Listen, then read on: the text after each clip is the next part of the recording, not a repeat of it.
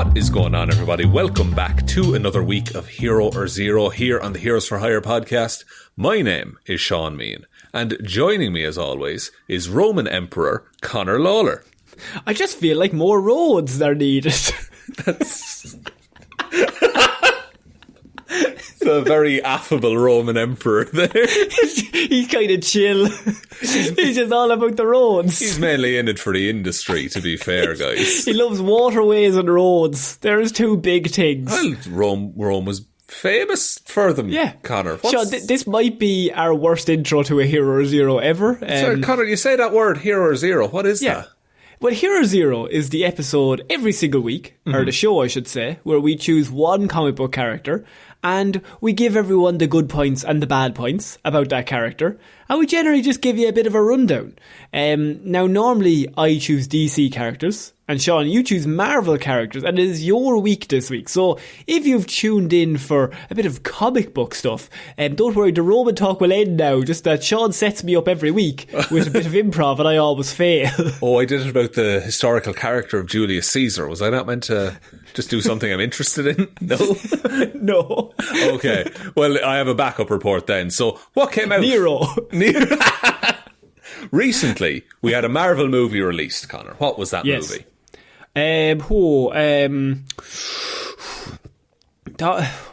He's a doctor. Doctor Strange in That's the him. multiverse of madness. The very same.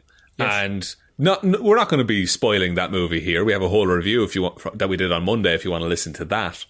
But one character introduced, and this is in the trailers, was a character by the name of America Chavez, Connor.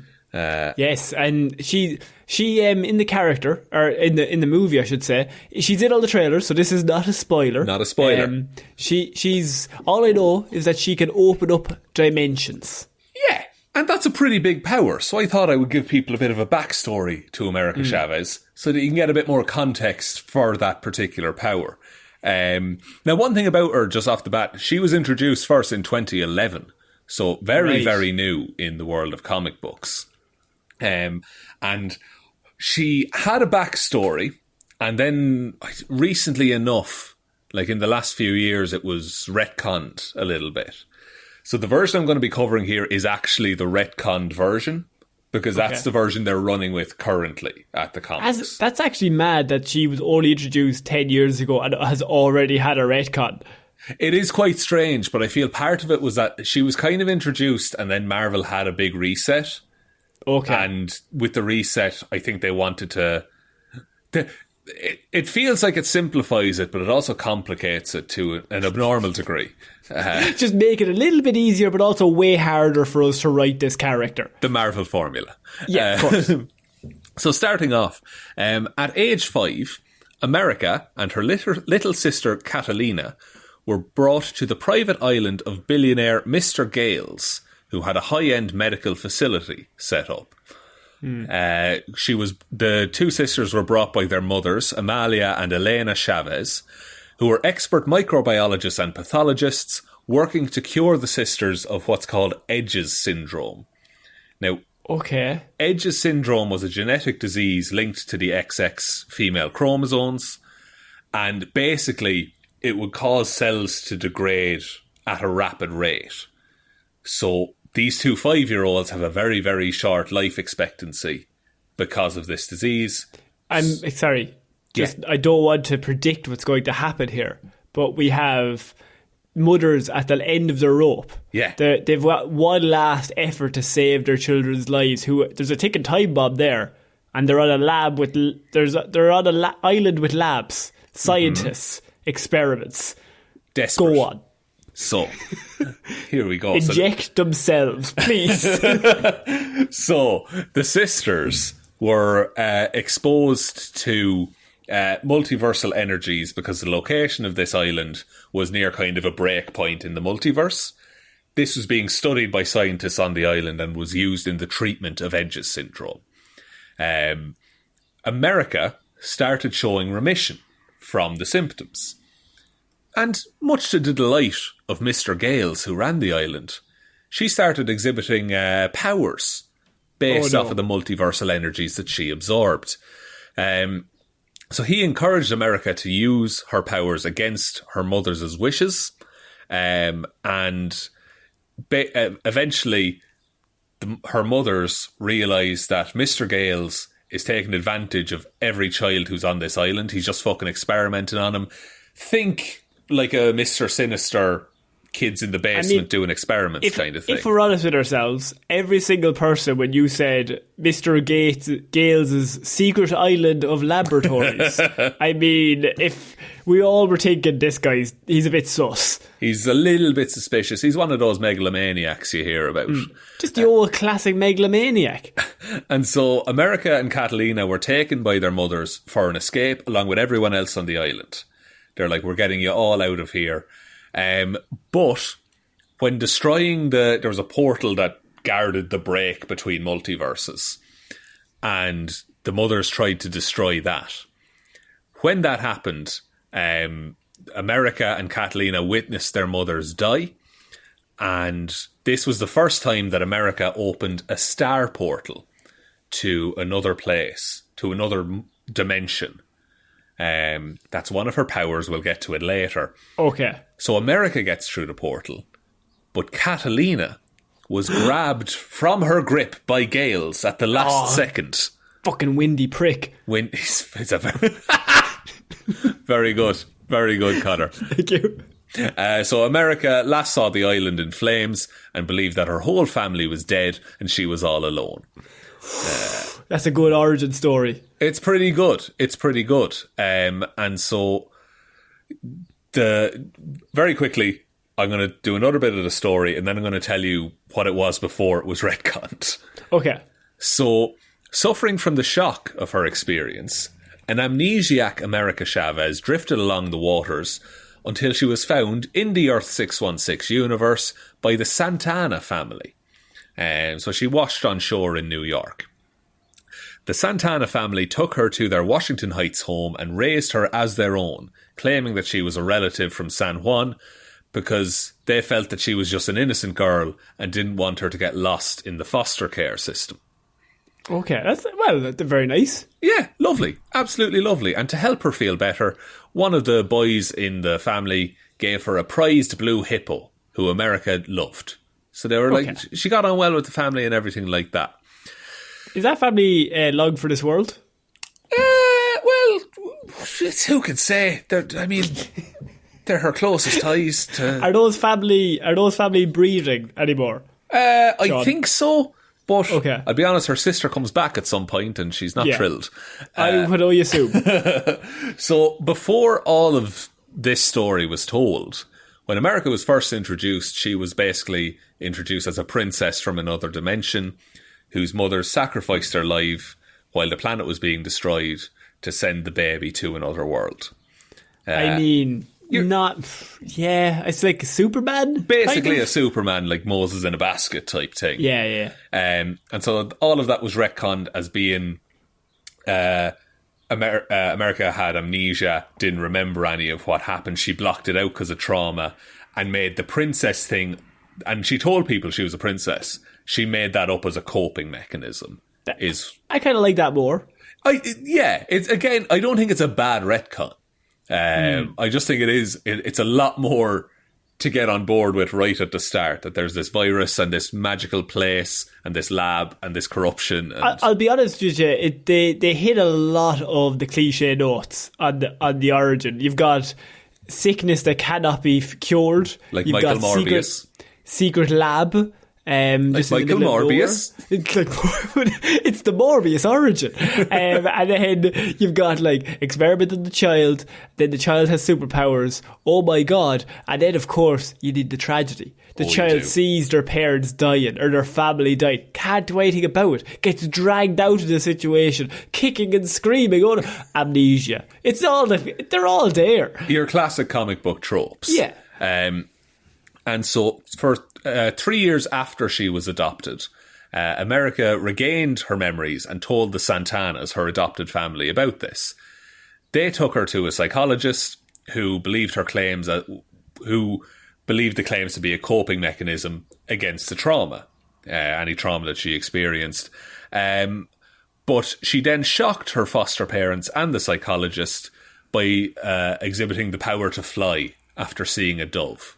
What? Yeah, she can just fly. It's part of her. She just, the casual fly.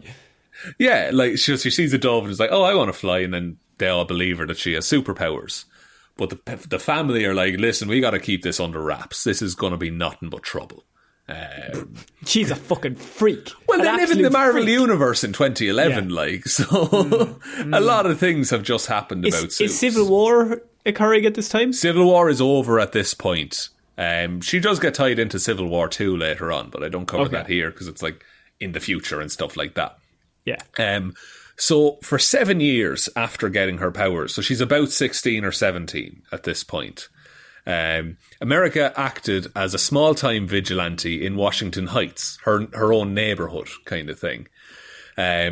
She was upsetting her foster parents' demands that she keep a low-key and not arouse attention. A lot of this was due to the fact that her neighbourhood had a negative history with the NYPD and with the criminal / small-time villain side of the Marvel Universe.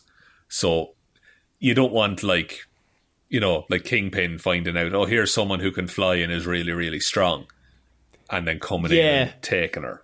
And also very easy to find out who she is if it's just in a small little neighbourhood.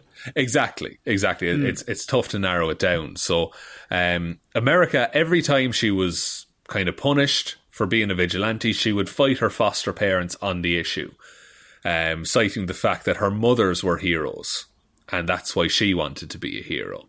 Okay.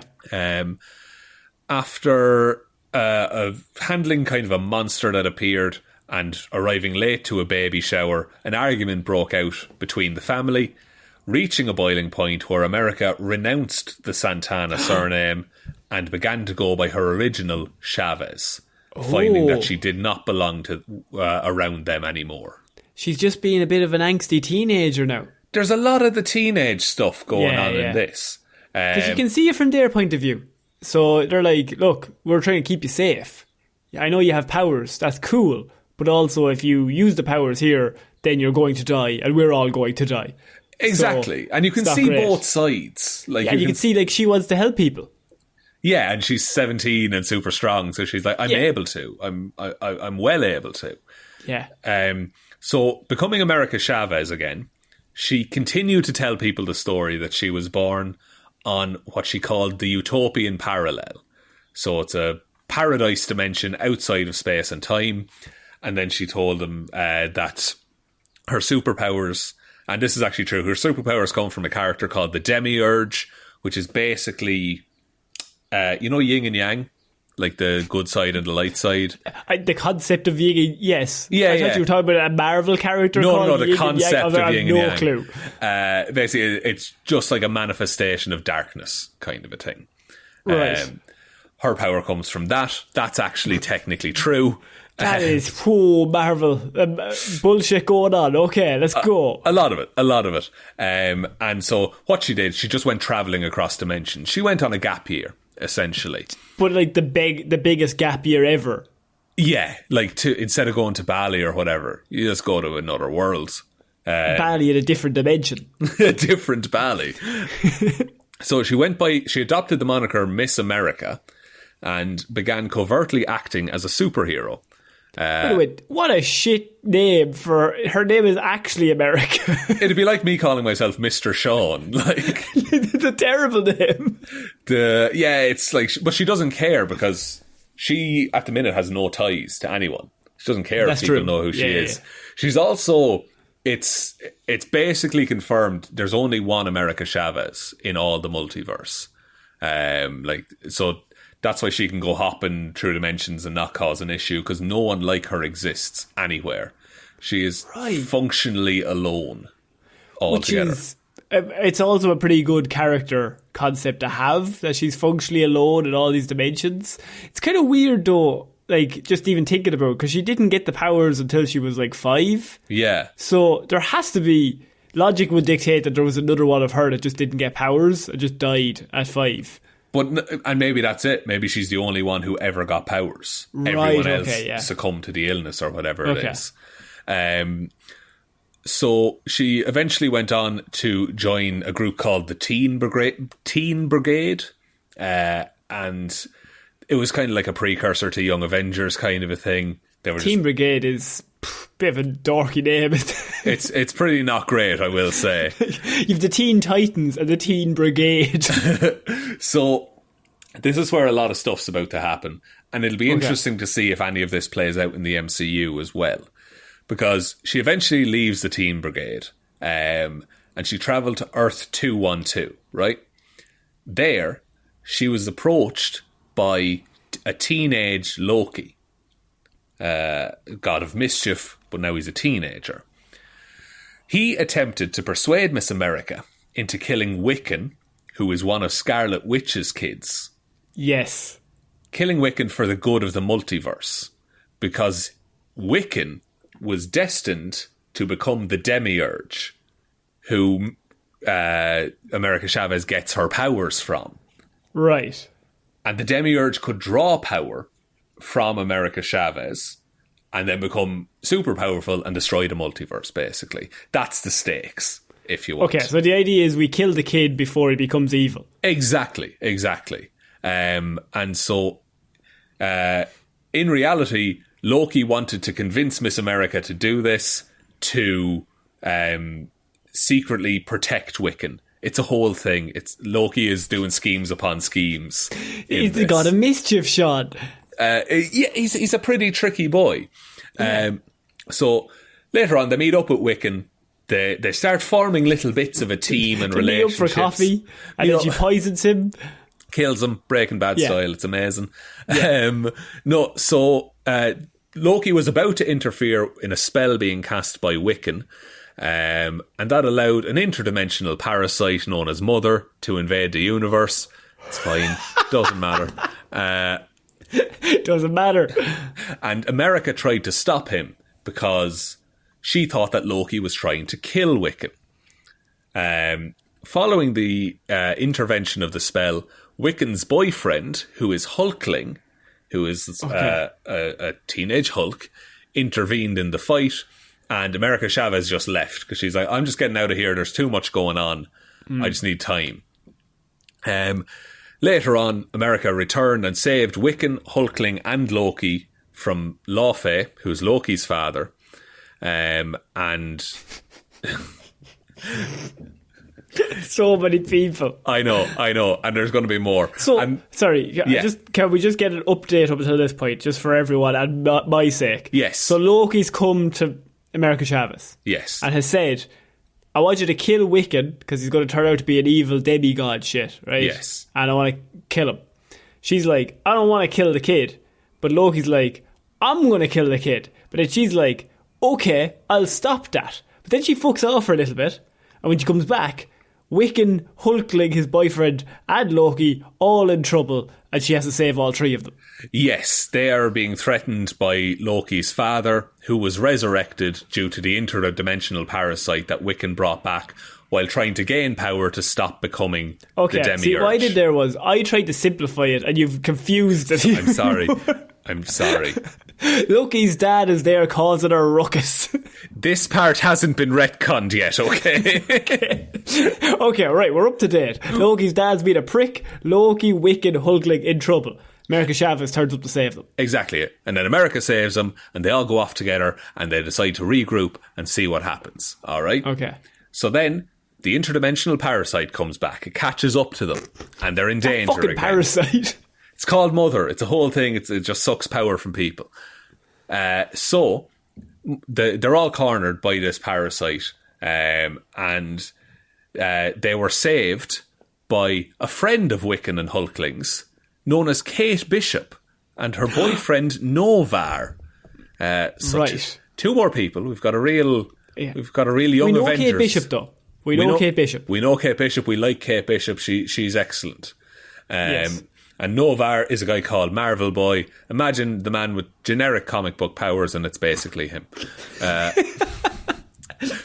my hero or zero on Novar, by the way. One sentence. So, Mother, the parasite, gave chase to the gang of young heroes, using an army of mind-controlled adults and the heroes' reborn dead parents. What? Okay, now that is some edgy comic stuff. That is a bad move, you right there. You could see that panel, by the way, of them going, it's all of our dead parents. Oh no! And and so they were cornered in Central Park. Miss America and her allies fought off the forces, and then they flew far away. And once they flew far away, Mother's army began to fade, right? Right. And so this is like the last sentence of the report. And Connor, I need you to be on board with this, because the comic book writers had a brief of get the Young Avengers together. Okay. And can I just summarise? We've got the 6 of them together now. Yeah. All the young people are there. Mother, this weird fucking monster yolk, is after taking over all the dead bodies of all their parents. Yeah. Or not taking over, but has resurrected them. That's where we are. They've got no way. So the 6 of them are over to the side. Yeah. You've got weird mother monster thing with all the parents. Exactly. And some of them do have families, maybe not parents, but they have aunts and uncles, they have friends, everything like that. So you got to convince young people to leave, right? The writers have to do that, but why would they leave if all their friends are here?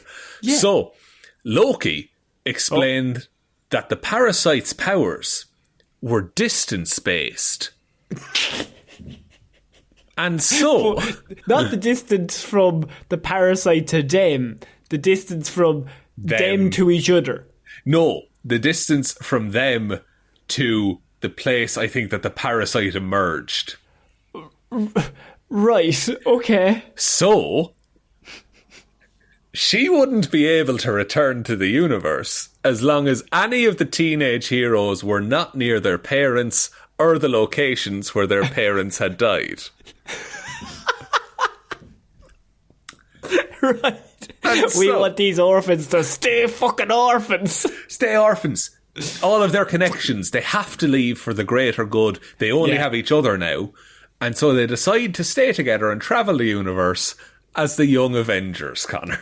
So the Young Avengers is Young Loki, Young Hulk, Kate Bishop, America Chavez, Novar, and Wiccan.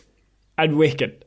Okay. They're the Young Avengers, and especially in the MCU, they're arguably going to be more powerful than the regular Avengers. I was just thinking that. You have Loki and Wiccan and America Chavez and Hulkling. Yeah. And Kate Bishop is just kind of there, but she's got an arrow. Yeah, and she's also the money for a lot of it as well, for the Young Avengers. She's an heiress and all that. But I think America Chavez is going to prove her place on the team regardless, but here's some of her powers and abilities. So she has self-propelled flight at superhuman speeds. She has superhuman speed, so she can run extremely, extremely fast. Superhuman strength. That would have really helped, by the way, in the movie, but she didn't use it, so I'm assuming she doesn't have it. Probably doesn't have it. Maybe not yet, but who knows? She has superhuman strength, so she can tear large metal doors off their hinges. She beat Loki in a fight, and he's a god. Yeah, fuck Jesus. Invulnerability. So she is bulletproof, flame retardant, has superhuman durability, and can survive in the vacuum of space unaided. Okay, hang on. Right, so far, none of these powers are in Loki, the movie. Or not Loki, the movie. Doctor Strange. But you're telling me this woman is basically undefeatable. Loki has referred to her as a nearly indestructible superwoman who can throw tanks at the moon. Holy balls. Okay. It's hard to get a bit of danger with a character like that. Well, this is it. And there's one line that you're going to love coming up, here we by go. the way. But some more powers, first of all. Star portal creation. This is the main thing. So she has the rare ability to smash open star-shaped portals that allow her to travel the multiverse. She can also use these offensively as a spatial slicer. So she can cut someone in half through the multiverse. What the fuck? I mean, she could just leave one half of you in 212 and the other half in 616. Yeah. Imagine doing that to Deadpool and he can't regenerate. Fucking hell. Jesus. So she can also bring herself and others through these portals. An unintended side effect is that with the right kind of focus, she can also time travel through the portals. Yeah. Yeah, it's a whole thing. Fuck off. And then she has superhuman longevity. So from the other people who were on the island, right? They all aged normally when they were on the island that she came from. But once she got into the Prime universe and got to Earth, this is when her superpowers properly developed, and so she has superhuman longevity. So she can basically doesn't age at a normal rate. Right. So it's greatly slowed. And she has hypercosmic awareness. So she is aware, insight into the goings on of the multiverse at all times. Right. She's bilingual. She can speak English and Spanish. That's the most powerful she has so far. She's a good combatant. She's an amateur investigator. She has fought Carol Danvers to a standstill. Oh, fuck off. Fucking hell. But weaknesses, Connor. Weaknesses. Okay, here we go. She has Edge's syndrome. Oh, for God. Yeah, but she doesn't have it anymore. America's cure of the disease was undone after approximately 13 years. Yeah, but my question to you is, how could she have both Edge's syndrome and superhuman longevity? See, the Edge's syndrome weakens her powers, Connor. How? In what way? She can open portals and time travel. Well, her former strength was reduced, is what they describe it as here. Alright, so she's gone from like being able to punch 10 walls. Now she can only punch 9. Pretty much, yeah. Oh, fuck. And it's reflected. It's reflected in her rating system because she has a durability of 6, energy projection of 5, fighting skills of 3, intelligence of 3, speed of 3, and strength of 5. You know, how does she have a speed of 3? She can time travel and hop through portals. But it's technically not teleportation. Is the issue. She's hopping from portals to dimensions. Yeah, but like she's not going from one end of the room to the other. You know, I would say she's faster than the fastest person. She's faster than Quicksilver. So if I said to Quicksilver, get to Earth 217 in the fastest time. But like you could say to Usain Bolt, like run to the moon, and he can't do it. Like that's not a fair race, you know? Yeah, I'm just saying, that's the race. She can do it in about 4 seconds. It's like, America, do you agree to the race? Quicksilver, do you agree to the race? Yes. Quicksilver's feeling cocky that day. Yeah, I'm fucking feeling it. I mean, comic Quicksilver would just be depressed at this point. Yeah, he probably would get sad and start his own little cult. But that is my report, Connor, on America Chavez. So you're telling me, right? Yes. Sorry, that the whole plot of Doctor Strange is there's a certain somebody chasing America Chavez. No spoilers. No spoils. Right? And America Chavez is scared and terrified. Yeah. But this woman is able to defeat or draw Carol Danvers in a fight. Yeah. And I think that's in, the way to write this character would be it's early days figuring out the powers kind of thing.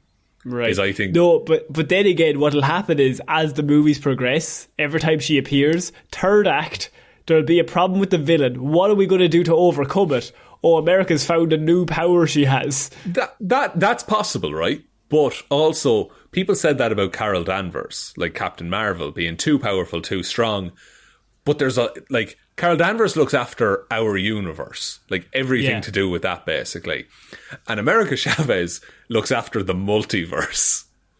Yeah, actually, that's a good point. So she's hopping between all the universes. Yeah, so she's just putting out fires all across the place. She states in the comics she really does not like Earth 616. Like, she just thinks there's too much bad shit going on here. Fucking wrong. It just gets rebuilt every second day. But I like that actress who plays her in Doctor Strange 2.